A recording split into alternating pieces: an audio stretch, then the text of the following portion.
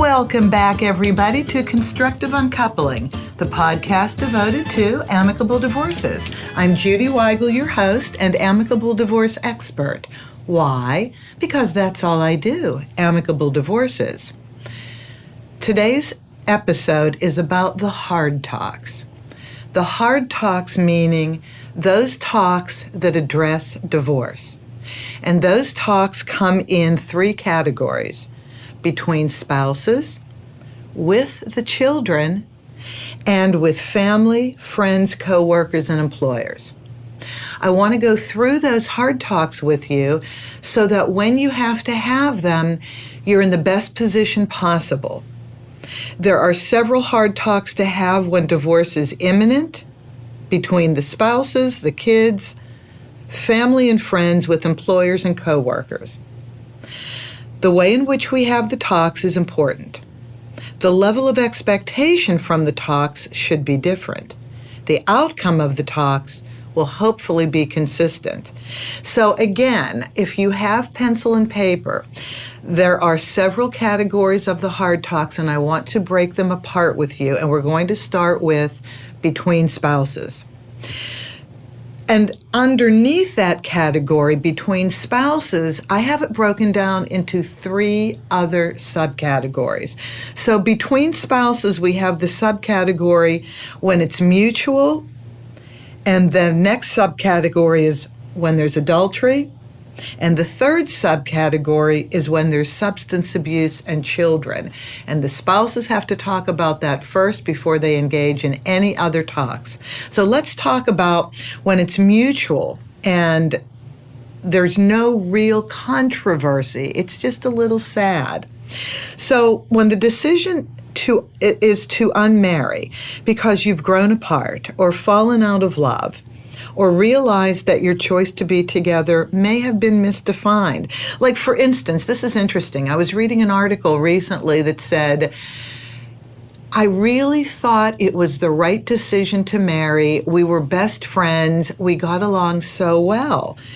But after a few years, they realized they were best friends, but they didn't want to be in an intimate relationship for the rest of their lives. And I thought that was interesting because a lot of times we can be misguided, thinking this person is our best friend, and they are, but we don't normally marry our best friend, because with best friends, and certainly you want to be friends when you marry the person you're marrying, right? But the distinction is, there's another level of intimacy that has to come into play beyond best friends. And that's what is shown to be missing once we engage in a marriage, and we kind of find out over time that additional level of intimacy just isn't there. So, but this category, the mutual identification and desire to unmarry, it's the easiest of all talks, because there's no anger. It's just you've grown apart. So when you're dealing with this talk, first of all, have the talk privately, just between the two of you. Make an appointment to do that either in the house or somewhere else that's more of a regulated environment, or if you've been going to therapy because you really don't understand what's going on, the intimacy isn't there, the spark isn't there, have the talk in front of a family therapist. That would be great, because with a therapist, they can provide emotional guidance and support and the security you need to move from married to unmarried. So when the discussion to unmarry takes place, you can start the emotional divorce. All right, so you get together, you talk about this just isn't working. We like each other, we get along well, but that added spark, that absolutely necessary level of intimacy is just not there. You've now engaged in what I call the emotional divorce. There are two kinds of divorce. There's the emotional divorce, and then there's the logistical divorce. And you have to go through the emotional divorce first. And that just means the layers of grief, the layers of uncoupling. You have to go through the sadness, because even if this is mutual, it doesn't mean you're not going to be sad. You absolutely are going to be sad. This is a huge life change. It's a huge life change if it's just the two of you. It's a bigger life change if you have children. And so that's why I say the emotional divorce should precede the logistical divorce. The logistical divorce is the filing. It's going through all the legal steps you need to take in order to be unmarried, to be divorced. If you don't take care of the emotional divorce first, and all the pain that you have to go through, that'll show when you're trying to make decisions to unravel assets and debts, to put a co-parenting schedule together, to deal with child support and or spousal support. These decisions in the logistical divorce need to be emotion-free, and they can only be emotion-free if you've given yourself the space and the time to go through all the emotions that are embodied in the decision to unmarry, and you need to do that before you file. The big question to answer when you have this talk is, am I living an authentic life with fulfillment, laughter, and intimacy? So this is the big underlying question when you have the talk to possibly unmarry, divorce. Are you both living the life you really want to live? Are you having the laughter you want to have? Are you having the intimacy you want? Do you feel that your life is fulfilled? These questions really need to be addressed. They can be addressed independently first and then together, so that you really know that your decision to divorce is the right decision. But honestly, you are in such a good place if this is where you are, if it's merely mutual. Now, the harder one, and this is the subcategory number 2, is when there's adultery. Please know that adultery is either a symptom of another issue in the marriage or a lack of interest in the other spouse. Trust is affected. It's tough to rebuild trust, and may be impossible to rebuild trust. So just a couple weeks ago, if you look at the list of podcast episodes, I did a 2-part interview on trust. People always think of adultery when they think of trust. And so we're dealing with adultery right now, and it's the biggest issue with trust.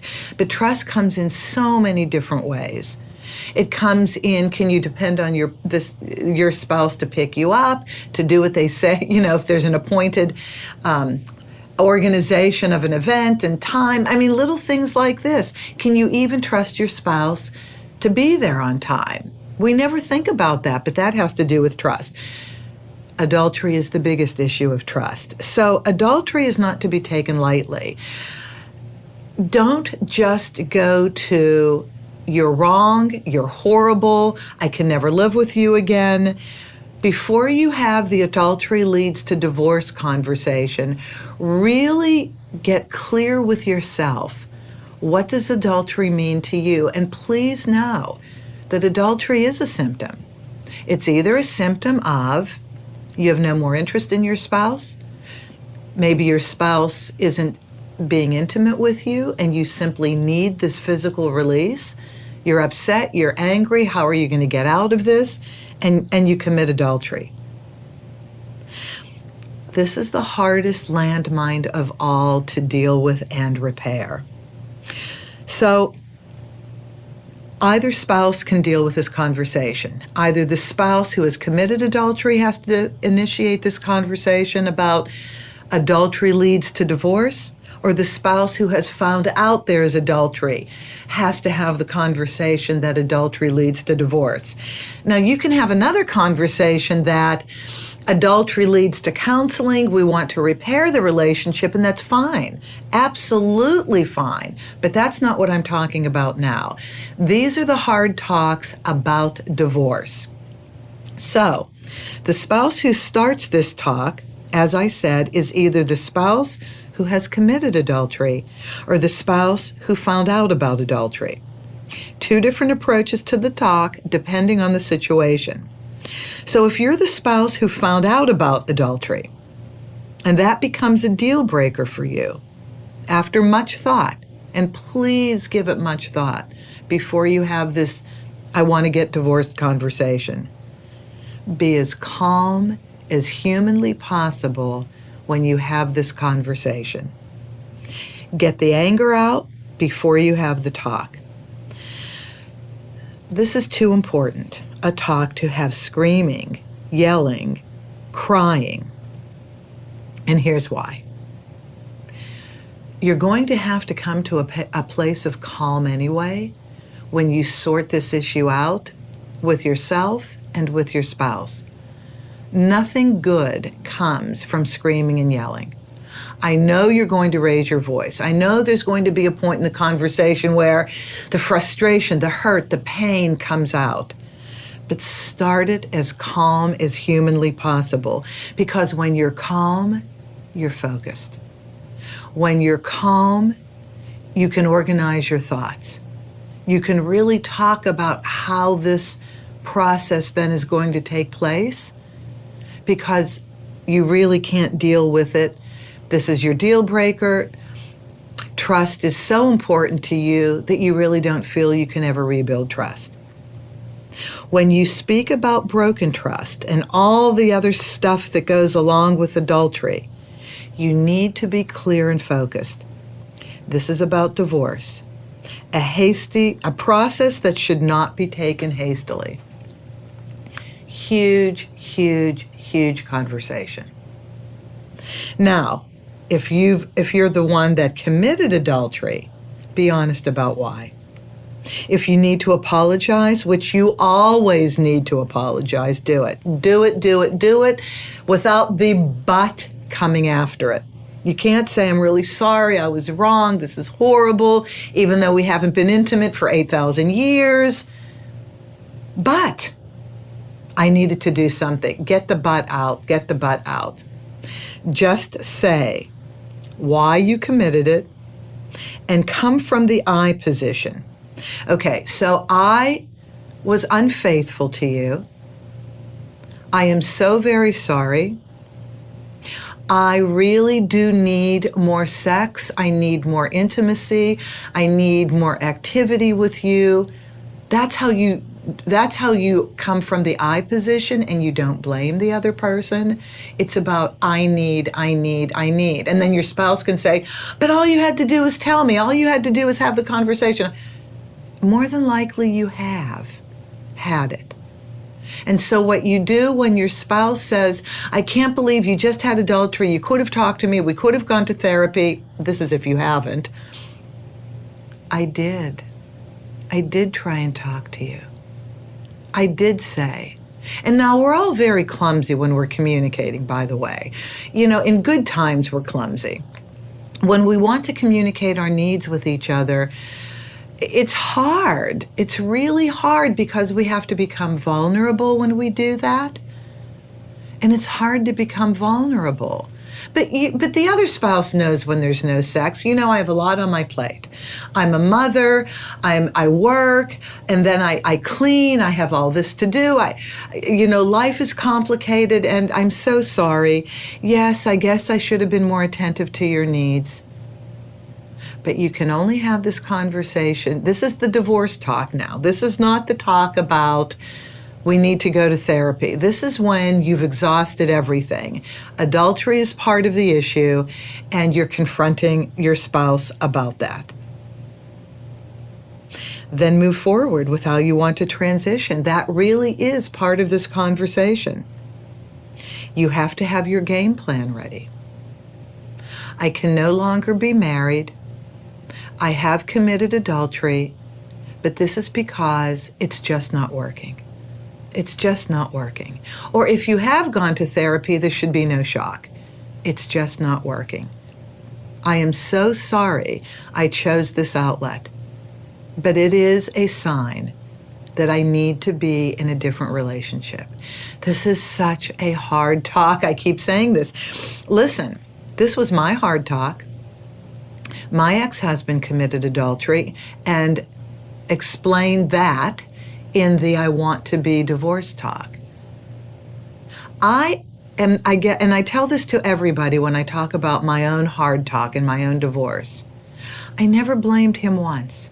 I really never blamed him once for the adultery. And apparently there were more times of adultery that I found out after the fact. And for me, I never blamed because I always thought it was a symptom that there was something wrong in the marriage. What I was upset about was we didn't get a chance to go to therapy at that point in time. Actually, we did go to therapy a couple years later. The filing for the divorce happened. He did it. And it didn't work out because, well, we met on the circus and he went back to another circus. So we met on one circus, dated, got married. Didn't work out. He joined another show and couldn't be consistent with the filing because there are dates that you have to address when you're filing for divorce. When that doesn't happen, the court wants to close the case. He actually wanted to get back together with me, but here's what happened to me. I worked on myself for a year. I was so sad and so despondent, and I was like Forrest Gump. After I worked every day, I walked and walked and walked until I walked the emotion out. And then I was myself again and happy, and I had a life. I was in Los Angeles having a great time in the events business, producing music, loved my friends, and he fell in love with me again. I couldn't go back. I tried. This is why this divorce talk is so important, and if therapy is a possible way of getting back, do it first. Do it first if you can. Because once you go through the healing, once you go through all those levels of grief, it's really hard to go back and open yourself up to that relationship again. I couldn't. I tried. I actually tried, and that's when we went to therapy, and it simply didn't work out. But in no case did I ever blame him for the adultery. I always looked at it as a symptom. And I keep sharing this with everybody because I think it's important. I mean, we're fallible human beings. We will do things to our spouses that we're not proud of, that we wish we could take back, but we can't. And so make sure you really want to be divorced before you do the I want to be divorced talk. That hard talk starts everything else in motion. The plans, the anger, the fear. So please make sure that if you're the person who found out about the adultery, you're very clear that adultery leads to divorce without any other types of steps taken to repair the relationship. Very hard to repair a relationship after adultery. You have to be a very secure person to do that. You have to be emotionally aware and engaged. Very, very hard. And you have to explain how you found out. And you can't be angry. You just really hold it in to be calm. Practice what you're going to say. Go over and over and over what you want to say. Ask why. I mean, do explore why so that you have a greater level of understanding about why your spouse committed adultery. Does it have to do with you, or does it just have to do with him or her? It could be an either-or situation. You could be available sexually, and for some odd reason that wasn't enough. That has to be explored. And if you're the one that committed adultery, you have to be very clear why. And then the third subtopic under between spouses is if there's substance abuse and there are children. Huge, huge, huge discussion to have. I don't know, this may be as hard as adultery because the person who has substance abuse really doesn't want to admit to it.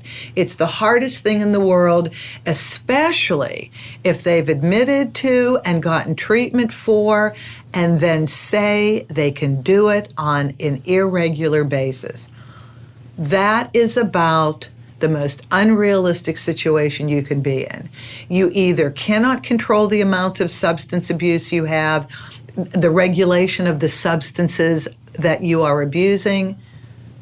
You either can or cannot regulate it. You're not in the middle. So, and that's in most cases. So when there's substance abuse in children, substance abuse affects co-parenting and has to be addressed in the divorce talk. Legal advice with an attorney is so unbelievably important so that you know the responsibilities of parents once the divorce is final, and to know the responsibility of the healthy parent if substance abuse is not under control when it comes to being with the children alone. Okay, so let's take a moment with this. Substance abuse comes in many different forms. Yes, it's drugs, it's alcohol, it's also gambling, pornography, money. I mean, there's all sorts of addictions that we have.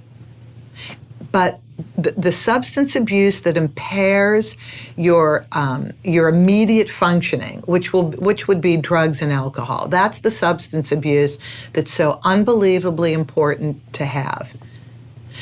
When you sit down with your spouse and have to have the divorce talk because substance abuse just simply couldn't be reined in and it's ripping the relationship apart, you really have to have legal advice first. You have to know the legal lay of the land. You as the healthy parent have responsibilities to keep your children safe from the parent who has substance abuse issues. And the hardest thing of all right now is that we have some states that have legalized marijuana. And that's fine if it's not an issue of uncontrolled use and use to the point where if you have your children, if you're the person that uses marijuana on a daily basis all day, not just to go to sleep at night or occasionally on the weekends, if you are the person that uses marijuana in any way, shape, or form all day long, you are abusing the substance. Like alcohol, you're not supposed to smoke it all day long. Having it legal means you treat it like alcohol. You use it at the end of the day, but not to the point where it impairs your judgment. And see, it's different when you're in a household with another spouse who may not use it. So if you're in a household with another spouse and you're married and you're the one who uses marijuana a lot, you still have the other spouse to be in control of the children. But when you're in a co-parenting situation and you have the children by yourself, you can't use it. You can't take your mind off of and your focus off of the health and welfare of the children. This is why this is such an unbelievably difficult conversation to have, because the one who uses drugs and alcohol has to be clearly aware of their usage. Now, a lot of people, when they come into mediation, will say, listen, I've had back injuries over the past. I need this for the pain. I get it. But this is where you either need a doctor involved or you need to have that conversation that says, okay, well, what is my judgment like? If I have a bad back, if I have pain, knee pain, all sorts of different kinds of pain that would require the use of CBD or marijuana, is there a way that when you have the children, you don't use it, do something else to prepare you to have the children without using it? Or what is your focus like? Because your other spouse is going to be seriously worried about the kids. And I've dealt with people who have used it. They've gotten pulled over by the police with the children in the car because they were driving erratically, slower, by the way, not fast, but weaving. It really does affect you. This is another tough conversation. And so when you are the healthy parent, you need an attorney to explain to you what your additional responsibilities are. If you don't address this and put this in the co-parenting section of the settlement agreement, you can do a step-up plan. It has to be addressed. Drug use has to be addressed. The ability to be focused on your children 24/7 when you have your children has to be addressed. And so the healthy parent is not trying to make you, if you are the person that has to address the drug use, they're not trying to make you a bad person. Honestly, they're not. Every couple who walks in here wants the other parent to have a healthy relationship with their children. But you can't have a healthy relationship if you use alcohol. Your children will know. And drugs. Your children know. Your children know. You're not hiding it from them. And so the healthy parent has to have this talk. Now, there are what we call step-up plans in co-parenting. So if you've allowed your drug use to get a hold of you, and you're in denial that you have drug use, it's going to come out, you're going to go to court about it, you can't put it under the carpet, you must address it. So when you address it, please know there's a step-up plan.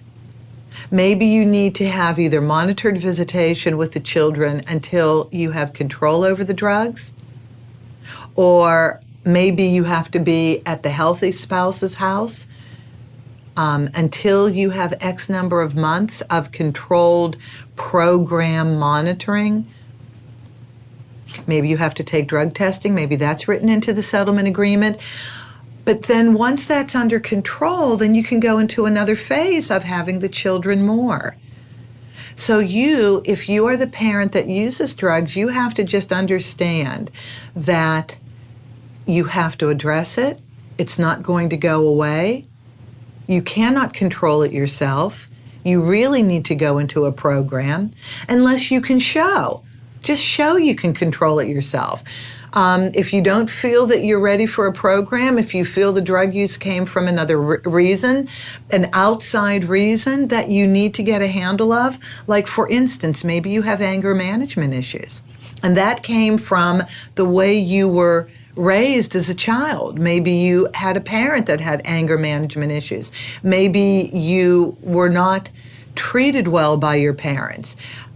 If there's something that you can deal with a therapist emotionally that maybe caused the use of some type of drugs or alcohol, and once that's under control, all of a sudden the need for that that altered sense of reality, that goes away. Great, then you don't need a program. But there is a reason why you're using it, and somehow you need help with a therapist and or a program. But the co-parenting will be affected by the use of drugs. And so when you have this talk, definitely don't have the kids around. Definitely choose a place where there are no children. So if you have to choose a therapist's office to do the talk, do that.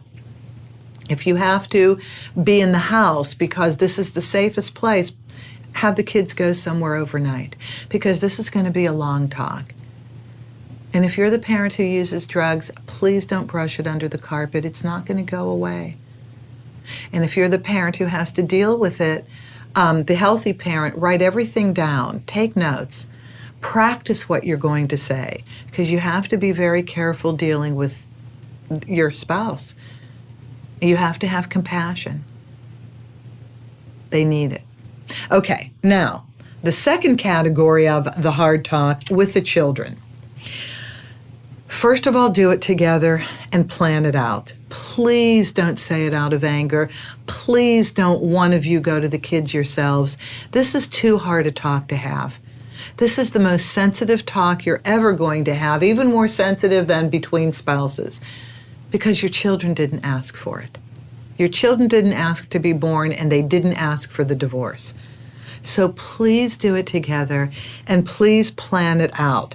Now, how do you plan it out? How do you know the right things to say? Well, videos are on the way. Prepare by watching videos on how to tell the kids.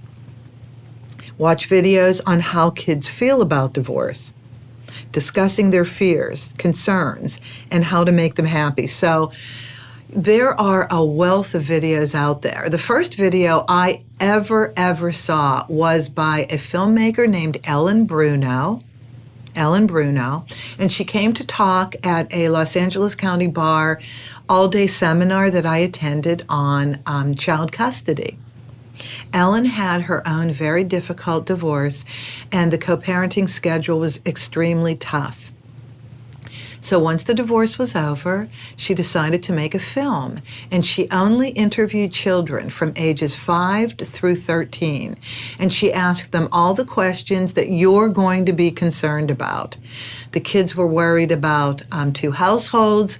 Would they have all their things at both households? Would they forget things for school? If they went to the other parent's house, would they lose their friends and activities that they're used to? And they said that all of this was really important. It's so fascinating. The video is called Split, S-P-L-I-T. And all the kids acknowledged at every age, again, ages 5 through 13, they acknowledged that they were worried about where they would go to school, if they would forget their clothes, would their homework get done correctly, would they have all their books, their toys, their pets. But it's really fascinating to hear them talk, because they all said at the end of the day, none of this mattered. Even moving out of the house that they grew up in, a big concern of parents. Every parent worries about this because they think that staying in the same house will give the children stability. And of course, it's normal, it's logical to think this. But the kids said none of this mattered. At the end of the day, the only thing that mattered was that their parents got along. That's all that mattered, which is why it's so ultimately important to tell them together, to plan it out, and to make sure they know they're loved and that their daily life will be secure, and that they are not the cause of the divorce. But let's go back to these videos. There are a lot of videos like this, so just go on the Google search bar and just put co-parenting videos with children, telling children about the divorce, and look at this Ellen Bruno video, Split, S-P-L-I-T. There's even HBO videos on this. Really watch them together so that you can take notes and you can decide how you want to do your conversation. But it also sets you up for what the children are going to want to talk about so that you can prepare your responses properly.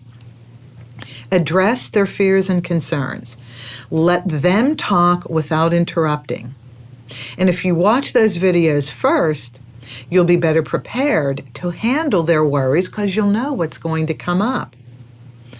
Do you tell them now here's something. Do you tell them while you're still living together or wait until another residence is found?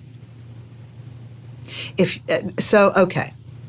Do you tell them while you're still living together or do you tell them once another residence is found? 6 of one, half a dozen of the other. Great if another residence is already found.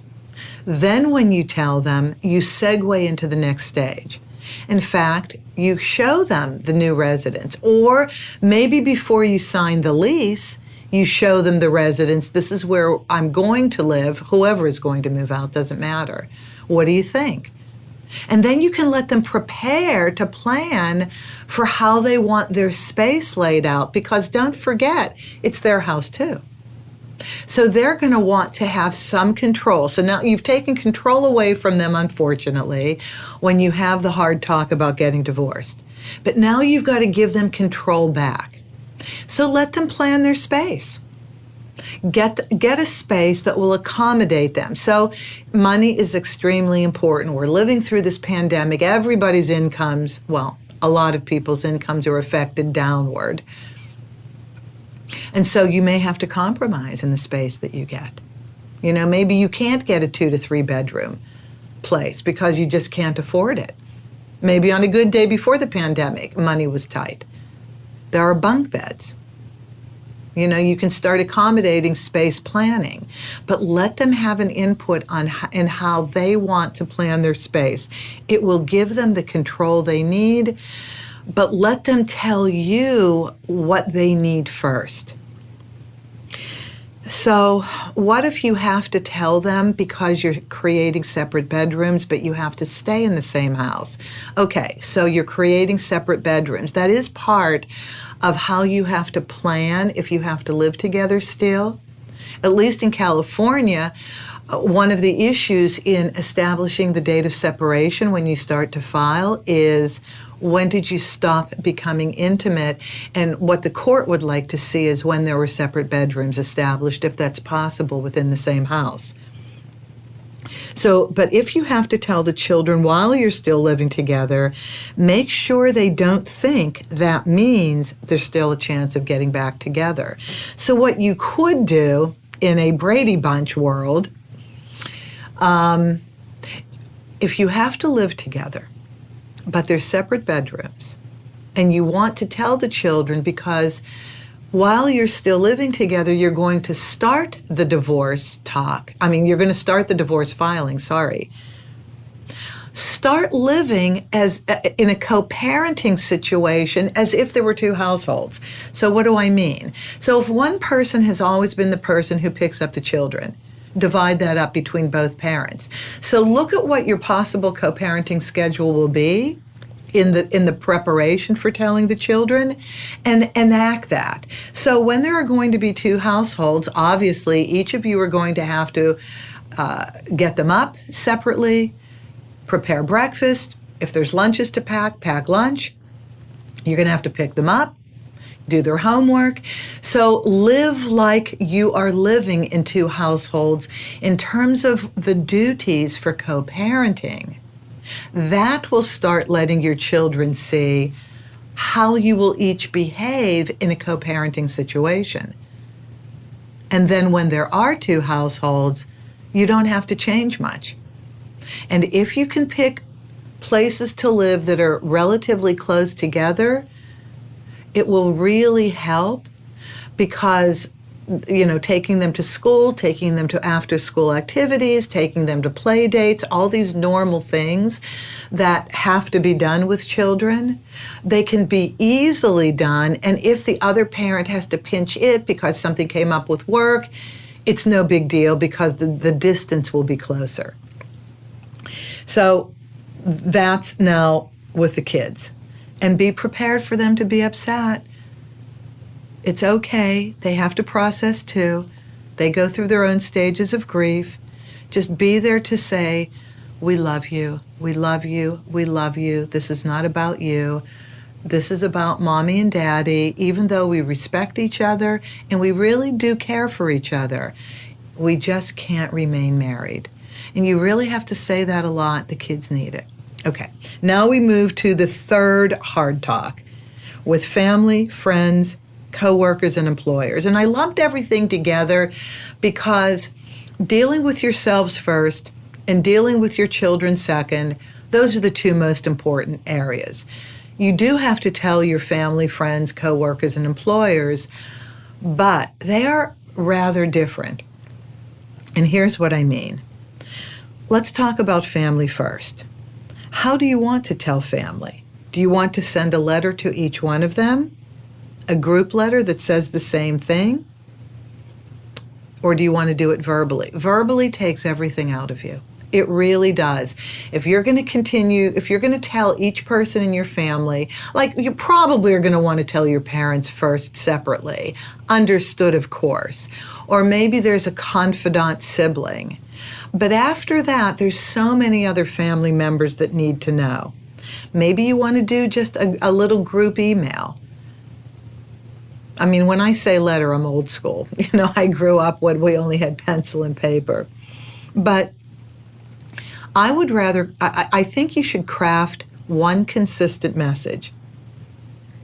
And the consistent message should be carefully thought out, a message in which you don't blame your spouse.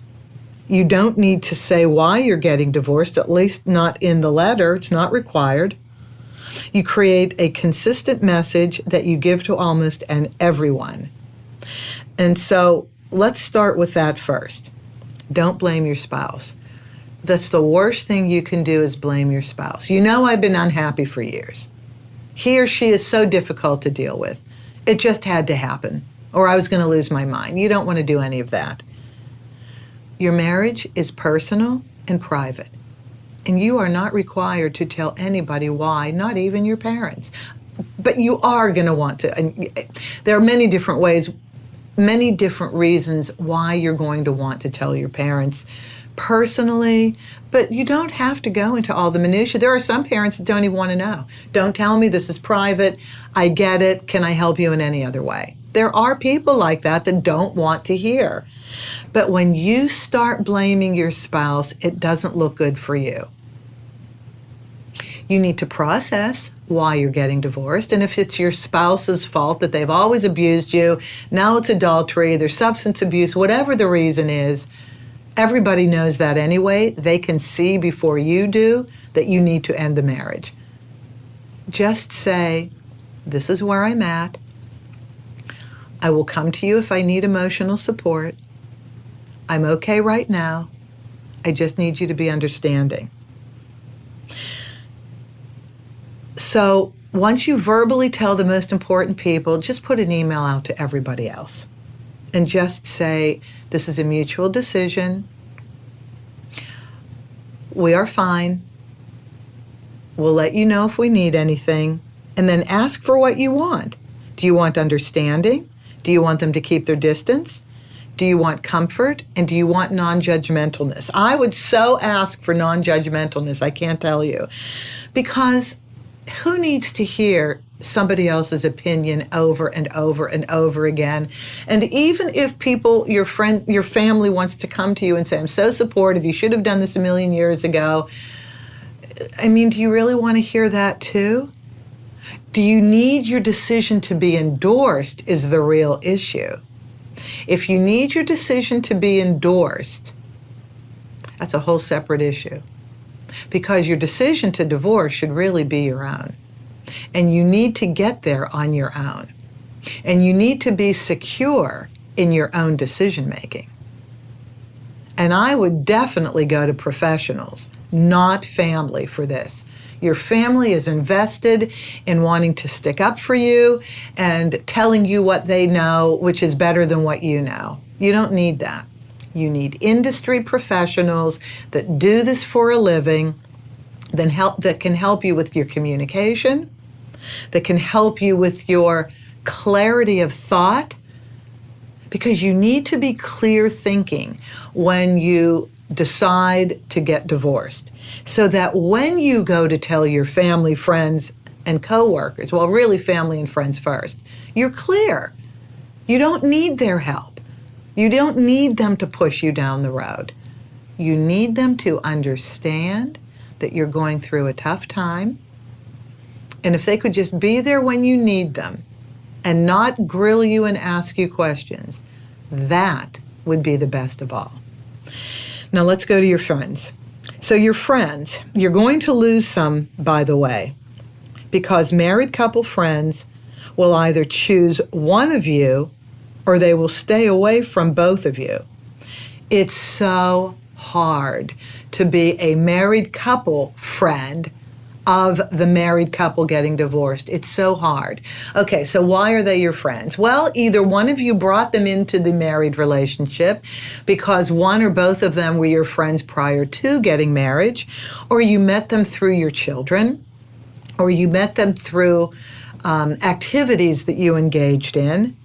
But please know that your friends have a really hard job. It's hard to stay friends with both of you. It's really, really hard. And I did an interview with a woman, a couple months ago. Look for an interview that I did with Nikki Bruno on shifting relationships, because she went through this.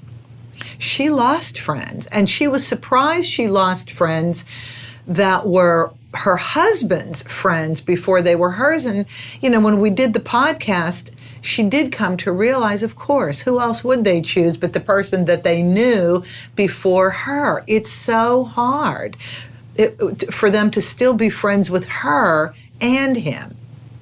People feel they need to line up with one or the other, or it's so difficult, They stay away from both of you.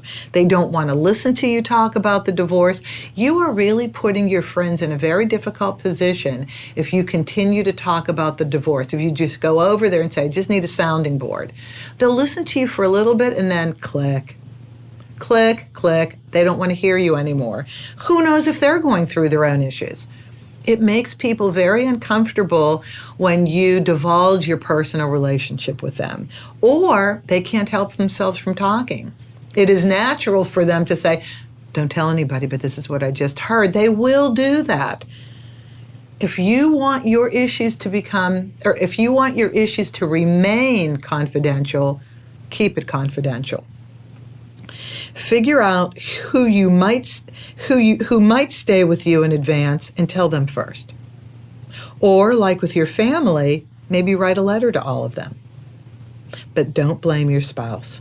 Keep it respectful and simple.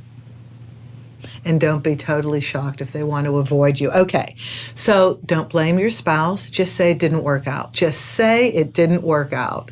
But we are working out the details. We're being respectful. Oh, and of course, obviously, that's if you can be. Well, what if you're in a divorce that you just can't control the other spouse? The other spouse is just mean and cruel, narcissistic. Maybe they have other personality disorders. Doesn't mean you have to be mean. Doesn't mean you can't keep it respectful. If you're the one that can keep it respectful and not blame, do it. What if your other spouse sheds the dirty laundry everywhere and you have friends coming back and saying, listen, I just want you to know this is what he or she is saying. Keep it respectful. Keep it like Denise Richards and Charlie Sheen. From what I know of what Denise has said on the Beverly Hills Housewives, where I get all of my important information, the housewife shows on Bravo, but Denise Richards actually was a great example of a cool person divorcing Charlie Sheen.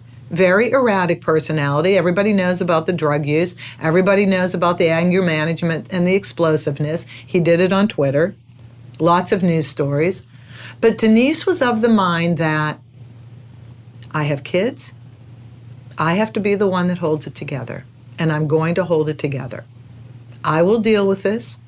I want to shield my children. And I don't need to be volatile back. I don't need to be disrespectful back. And maybe Charlie will come around. You have to hold your ground. If you're the one that can, you have to hold your ground. Coworkers and employers. Okay. Coworkers you have to tell them. And why do you have to tell them? A, your behavior is going to change. You can't help it. As much as you're going to try and focus on your work, you're not going to sometimes. Maybe something just happened the night before or the morning of on your way to work. You're going to have to simply tell your coworkers that you're going through a divorce, have them, and just say, if my behavior changes at all from what you normally know me, forgive me, and maybe just say, hey, Jude, are you okay? Or, hey, whomever, are you okay? Your focus may be compromised at work because you're sorting out the details, especially if you haven't gone through the emotional divorce first. If you haven't allowed time from the talk to be divorced to filing, you're going to go through those emotions while you're filing, and believe me, even if you've taken care of the emotional divorce first, you may just have a bad day. So they just simply need to know to be kind to you and give you a little bit of extra understanding. Your energy may be down at times. They need to know. I did a podcast with a gentleman named Michael Roberts. And he talked about being partners with a couple that was going through a divorce and they hadn't taken care of the emotional divorce first, and also being an employee in another situation of a couple going through divorce. He said it was so unbelievably difficult. Caused a lot of havoc. The business lost money. Projects failed because they hadn't gone through the emotional divorce first. So you have to tell your coworkers, but don't do anything more than just say, we're going through a divorce. It's fine. I just want you to be aware of it, and pat me on the back if I look a little down, or maybe just ask me if I'm okay, and that's it. But give me the space I need to just work through this while I'm going to work. Now, the reason why you have to tell your employer is human resources needs to know, because health insurance is going to be affected once the divorce is final, at least in California. I don't know what your state's laws are. And that's why you have to tell the human resource department and your immediate manager, because they will then come to you with how things will change with your benefits, if you have a pension, any other types of benefits, stock options. You have to really have the talk with human resources, and your manager simply needs to know what your coworkers know. Your energy may be down, you may be a little unfocused, you don't really want to take time off because your work should be your salvage. Your work should be the place where you take your mind off of things. Oh, and by the way, do not do texts and emails about the divorce at work. Wait till you get home. You can't work and engage in texts and emails while you're working. Your work output will suffer, and my gosh, you cannot be laid off because of that. You cannot take time off. So I really worry when I send emails to people during the business day. I don't even want to send them to their work emails. I only want their personal emails. And I say, look, if it's something super important, I'll call you on your cell phone. If I need a decision from you for some odd reason during the day, I'll call you on your cell. Do not feel that you are required to respond to me while you're working unless you want to do it during lunch hour. Maybe that's a good time. If you have certain breaks, if you have lunch hour, then use that time to return emails, to me at least, or to the professionals you're engaged with. But if you're getting texts, obviously if you have children, you have to be aware of texts and emails. Because maybe something happened with the kids, maybe the school's trying to get in touch with you. Okay, that we understand. But the normal conversations between your soon-to-be ex-spouse, if they're angry, absolutely don't engage in them while you're working, because that will even more affect you. So within this talk with your spouse, maybe lay some ground rules about communication during the divorce process. Maybe say, let's keep our texts and emails to the evening, or let's just acknowledge that if we write each other texts and emails during the day and they're not of an emergency nature, we will only answer later on. So that if the responses don't come during the day, it's okay, you've already prepared for that. A lot of groundwork you have to prepare for with your spouse when you're engaging in the logistical divorce. So that's what I have to say for today. And to recap, this was a discussion about the hard talk. And the hard talk comes in 3 areas: between spouses, with the kids, and with family, friends, coworkers, and employers. I hope this has helped you. There's so much going into divorce, but please call me if you need any help. You have been listening to Constructive Uncoupling, the podcast devoted to amicable divorces. You can reach me at Judy@constructiveuncoupling.com, Judy, Judy, @constructiveuncoupling.com, or through my website. Phone number is there. Subscribe to this podcast by hitting the subscribe button, and please tell anybody you know. There are so many topics we deal with that are helpful, and I that is why I'm here. Thank you for listening. Talk to you next week.